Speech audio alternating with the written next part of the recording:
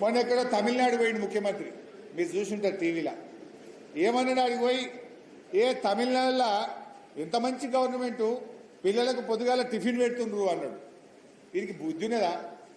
ఈయననే విద్యాశాఖ మంత్రి. కేసీఆర్ ఎప్పుడో పెట్టిండు కదా సీఎం బ్రేక్ఫాస్ట్ పథకం అని, వచ్చి బంద్ పెట్టింది నువ్వు. ఇంకా సిగ్గు లేకుండా తమిళనాడులో పోయి అబ్బాయి బ్రేక్ఫాస్ట్ పెడుతుండ్రు, మిమ్మల్ని చూసి నేర్చుకుంటాము అంటాడు. నువ్వు నేర్చుకునేది కాదురా నాయన, నీకంటే ముందే గవర్నమెంట్ స్కూల్ పిల్లలకు పొద్దున పూట ఇడ్లీ పెట్టిండు, దోశ పెట్టిండు, వడ పెట్టిండు, ఉప్మా పెట్టిండు, టిఫిన్ పెట్టిండు కేసీఆర్ కడుపు నిండా. నువ్వు వచ్చినాక బంద్ చేసినావు కదా దద్దమ్మవు. నువ్వు విద్యాశాఖ మంత్రి ఉండి పిల్లలకు బ్రేక్ఫాస్ట్ బంద్ చేసినావు. హాస్టళ్లలో పోతే కాస్మోటిక్ ఛార్జ్ వస్తలేదు. గ్రీన్ ఛానల్ అని నరకుడే తప్ప రెసిడెన్షియల్ స్కూళ్లకు హాస్టళ్లకు గ్రీన్ ఛానల్లో రూపాయి వచ్చింది లేదు. హాస్టళ్లకు కిరాయిలు కట్టక తాళాలు పడుతున్న పరిస్థితి వచ్చింది.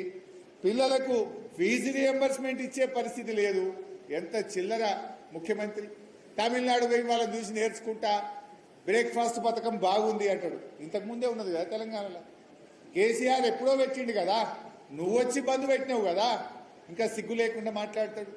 అన్ని అబద్ధాలు.